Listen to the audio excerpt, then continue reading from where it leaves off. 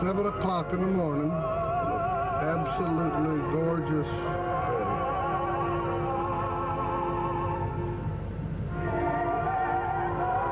Get ready to go do the videotape on the Burbank Ted. This is take one of the Southeastern Fisheries film on the Burbank Ted. Bob Jones, producer. I'd like to introduce to you today Billy Burbank. This Ted is the brainchild of Billy. He has spent countless hours trying to perfect a Ted that will both eliminate turtles, bycatch, and keep the shrimp from being lost from the nets. Billy? Yeah, Bob, I don't know, we've been looking at Teds here for quite a while now, and everybody's got their own little idea and aspect, and everybody's been trying to help the fishermen come up with something so that we can continue our industry. And we've had problems with certain Teds all the way down the road. In other words, all of them were unique and did their job, but there was always still one or two things of a Ted that certain fishermen didn't like, and it's hard to please them all with one item. But what we finally looked at here, because I look at these things every day while I'm working and all, and one of the problems with a Georgia jumper type or a grid type Ted is most of them had a center bar across the middle of them and seemed to collect grass and other debris, especially in the Gulf side, and we still had trouble with ours over here during the fat grass seasons, which is early brownie season in the summer months. And so I was just trying to figure out a way to design a Ted that didn't have the bar across the middle, but also extruded out the bottom so that any grass or debris that got on there went completely out the bottom of the net. And also I wanted to protrude it a little bit to get the bottom edge of the Ted off of the bottom for dredging and slab rock and what have you. It wouldn't dredge the bottom and shovel mud and stuff up into the bag. Well, this design we came up with a concurve front on it and no bar in the middle, and had the hole in the front cut out a little bit more. We had it to where we're using a bungee cord in it, which can be left out or whatever. It just made the webbing look better to us, to our eye, and we felt like that it wouldn't hinder anything and still let the turtle escape. But what we did was we started putting a few of them out on the boats and having them tested and have the fishermen give us their feedback on them. And so far we've been getting some good feedback. We had some negative stuff, but this was the idea of the Ted, was to put it out and let the fishermen tell us what we needed to do more or what would satisfy them more. And so far, without any flap over it, we've had good results. The Ted is absolutely clean. We had very little or nothing hanging on the Ted. It was all going out the bottom. And so therefore we felt like, well, our shrimp production would be greater, which we had them tested against other Georgia jumpers and soft heads and what have you, and the results were pretty good. I mean, in other words, the shrimp loss was not as great as those Teds, and we had one fisherman in the Louisiana area there that went into an area where you didn't even have to pull a Ted, and he decided to leave his two in one side just to see how it performed. And he came up level basket to level basket, and the side with the Ted in it was just extremely clean. He didn't have the big starfish and certain jelly and grasses that he was catching, so he was pretty well pleased with that fact. We have a device that we can add to this Ted that we put in the top of the Ted behind the grid, which we call a porthole. Now this little gizmo here is been used in different aspects. Other people have used something similar to this. What we're using it for is to get rid of some fish as far as bycatch is concerned. Now this little device has proved out to be pretty unique. We've had fishermen tell us that with this porthole in there that they feel like they were eliminating, sometimes greater than 65 or 50% of the bycatch. And we had one captain to prove this point to us because he wasn't sure that he might be losing shrimp out of the porthole. They just didn't like an extra hole in their net. So I told him, well, sew a piece of webbing around this porthole and make you a little bag like. So when he did, he made two toes, and each time the bag was so full of fish, he couldn't believe it. He found one shrimp, one white shrimp, in the bag on those two toes, which proved to him. We had another fisherman in the Gulf who was pulling 4 of this particular model right here, 4-inch grid. And he called me on his boat phone and gave me a report, because I wanted a report of what he was doing, because he was in a snapper area. And I asked him and schooled him before he left to pull these TEDs, are you going to an area that you have caught these juvenile snapper? And he said, yes, you know, I catch quite a few of them in my nets in this area that I'm going. And he said, well, I don't know what kind of report I'm going to be able to give you, other than I can just tell you what I was catching in my tri-net and what I was catching in my rigs from years past. So anyway, when he called me back, he told me, he said, Billy, I'm well satisfied. I've had some 10-box tows with these things, and I can't see where I'm losing many shrimp at all. You know, I'm sure I'm losing some, because you do have a hole in the bottom of the net, and some shrimp may go out with the debris itself. But he said, as far as the snapper's concerned, he said, I think that porthole is really doing the job. He said, because I had some tries, and in those tries, I had snapper in those tries, and normally when I catch that kind of snapper in my tri-net, normally my nets can come up blood red with some of these snappers. He said, I had probably 2 or 3 in each net on each side during these tows. He said, the porthole that I was using busted on me. It broke and collapsed. And on that very next tow, the ones that were collapsed caught more snapper. So it just led me to believe that this might be an answer for us for some fish, especially in the snapper species. The fish we were releasing over here were pogies and bluefish and real active croakers or spots that were the active swimmers, the bigger fish. All right. As I was saying, Bob, the porthole just seemed to prove to us that it is eliminating fish, and we would like to try more of them in different places in the nets and along with other TEDs. I think even with other TEDs that might prove to work out for us. This is the design we're looking at right here now, which is, like I say, it's got a convex of rounded out front on it, which gave us some strength when we eliminated the bar across the middle. We've got this TED laying over a little bit more because we just feel like that it'll keep itself cleaner and better that way. Plus the fact that we feel like it'll keep the turtle in a laid down position more, and that would help force him out better, because we've seen films on turtles up against regular grids where they get kind of flat backed up against it, and the water pressure holds them up against it. Bob, this will give you a little bit better idea or look at what I was talking about a while ago as far as the curved part of the front. We kind of rounded it almost like a turtle's back. We laid it over a little bit more than the normal slant in most TEDs of this type, because like I say, we wanted to keep the turtle forced down more in a flattened out state on his belly, so that the water pressure would push him out the TED, instead of like some TEDs that stand up more and being flat, the turtle would tend to get flat backed up against it, and it seemed like it took him longer to escape the trawl. This will give you an idea from the back. Here, this is where our webbing from the back of the TED attaches. So these parts here keep the webbing from the bag back off of the bottom. Now, we've incurred a little bit of mud nut problems, which this is just something that we're steady working on, which we feel like we have an answer for this now, was that in aphoric situations in real muddy bottom, it's just like a skier would be, 2 skiers behind a boat. When you go into a tight turn, one rig spreads out and you know, maintains its speed while the other rig loses some speed and closes up somewhat. Well, this tends to lay the TED down somewhat, and then this part actually sunk into the mud, so it dredged a little mud. Well, what we've come up with is we've got a piece of material, which is a rubberized material, very tough, that we're going to use even instead of the bungee cord, which we have in this rig here now, which we just put in there because we liked it because it held the webbing in the right spot, gave it some strength around the edge. There's some controversy going on about it. It's no problem with us to eliminate it, because some fishermen want us to put a flap on here, a webbing flap, which covers the hole nicely, but still lets the TED perform like it should, keeps it clean.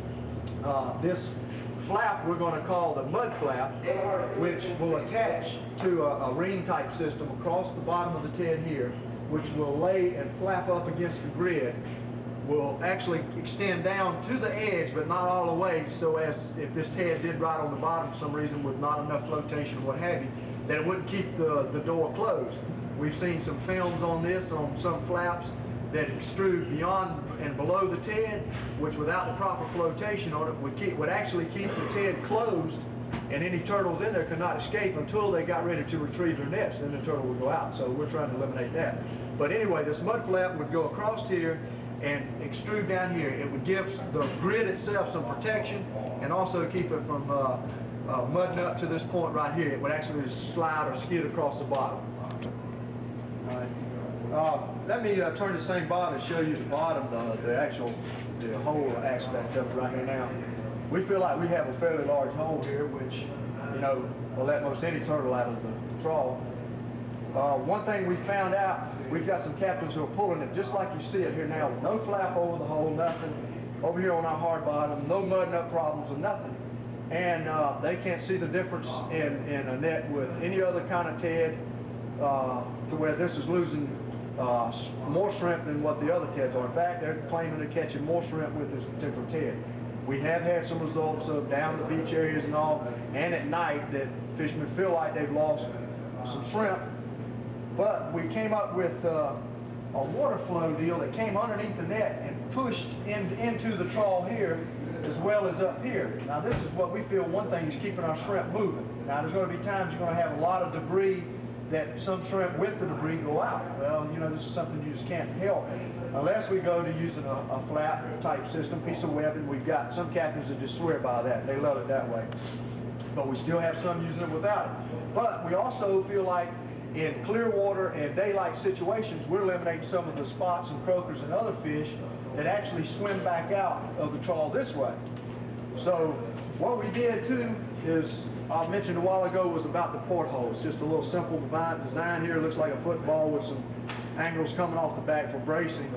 And what we did with this is we came so many meshes from the back of the grid itself here, that's Ted, and we put a slit in the top of the net here, and we bring the back part up and sew it up here across the top of the porthole, and the bottom edge, right, the front edge right here, as it sews across the bottom edge. Now what this does is it creates a hole from back here that any fish, shrimp, what have you, that you don't want to lose coming from this angle do not see this hole.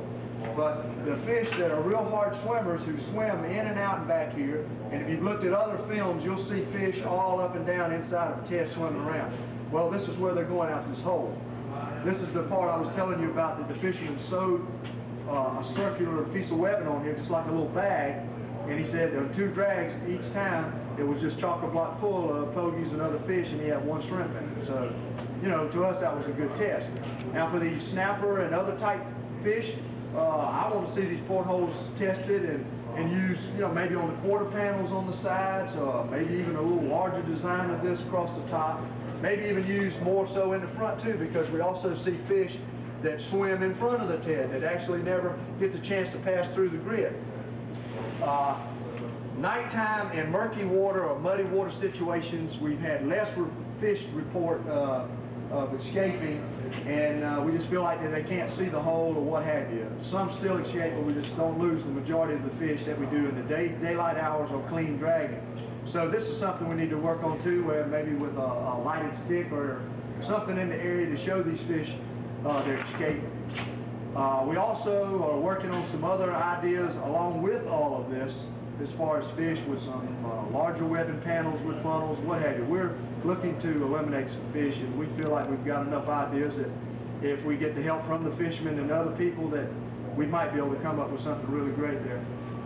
We're excited about this Ted.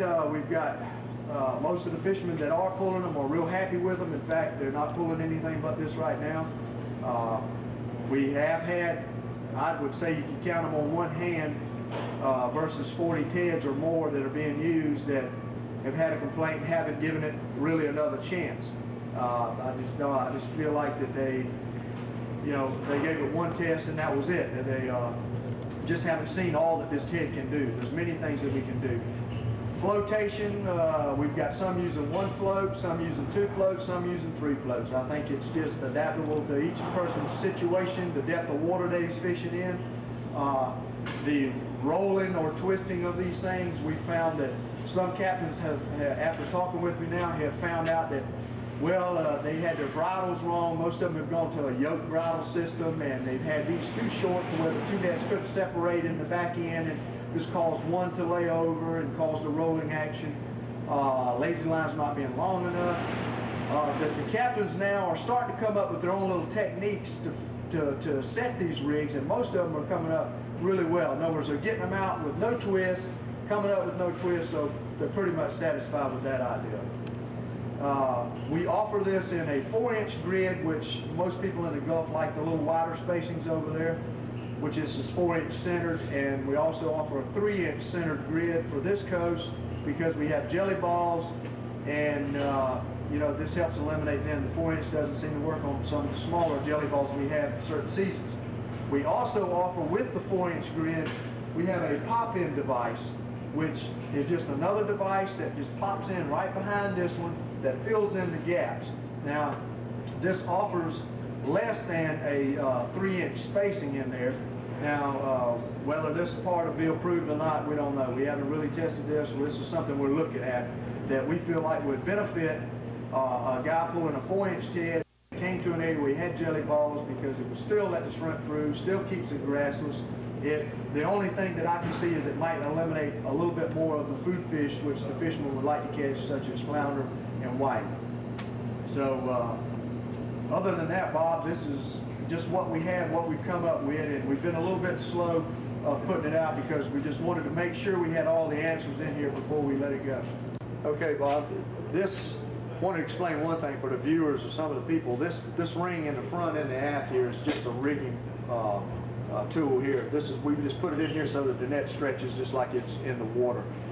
The webbing on this TED is 1 5/8" number 36 webbing on these, and we use 1 5/8" number 24 on the 3-inch grids.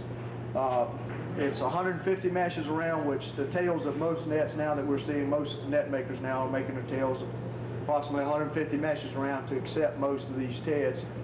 This is the way most of them are built, with 150 meshes of webbing. There's nothing saying that it can't be rigged with 120 meshes of webbing or whatever. It's just that this has worked out and this has been the standard. A fisherman, all he would have to do as far as sewing it on the tail of his nets is sew it mesh for mesh if he's got 150 meshes around the tail, or if he happened to have 120 meshes around the tail, he can sew it 3 singles and a double, you know, just for the amount of take-ups. There's no real big problem in that.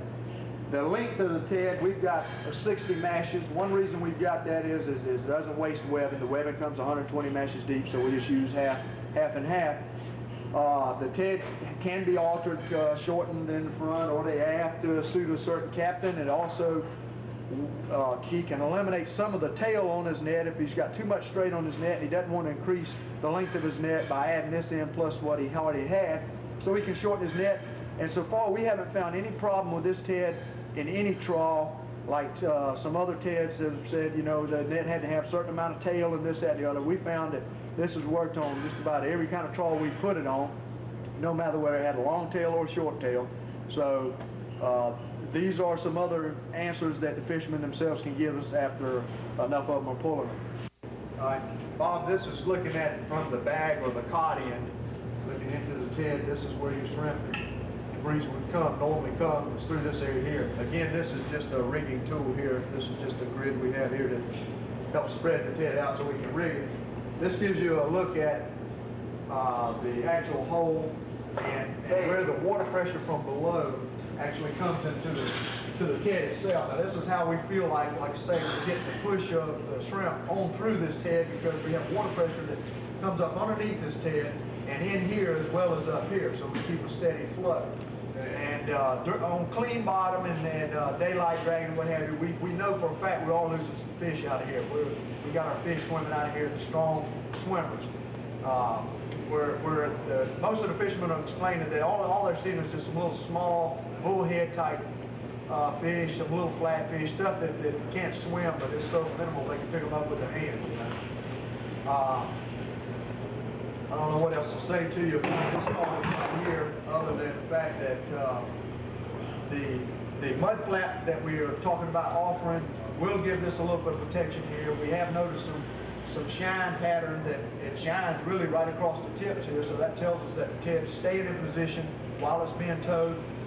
The weight of these TEDs are ranging anywhere from about 18 to 21 or 22 pounds, and that's with the webbing and floats and all, so I think we kept our weight down fairly well. We offer a light 5/16 version that a lot of the smaller boats or some of the boats that doesn't have the power like that particular version. And we have our 3/8 grid all the way, which is 4 and 3 inch, which is a little bit more heavy duty for the big 4-rig boats, the boats with power and all.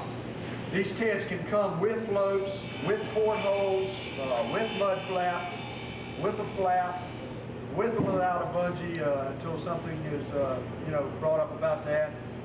So there's many ways that you can get this TED, or you can get it just what we call a plain Jane, just a TED in the webbing. We're just looking real optimistically about this TED, and just hope that the fishermen will come on and work with us on this and give us some feedback, and let's keep this ball rolling so that we all can survive this industry, because we all want to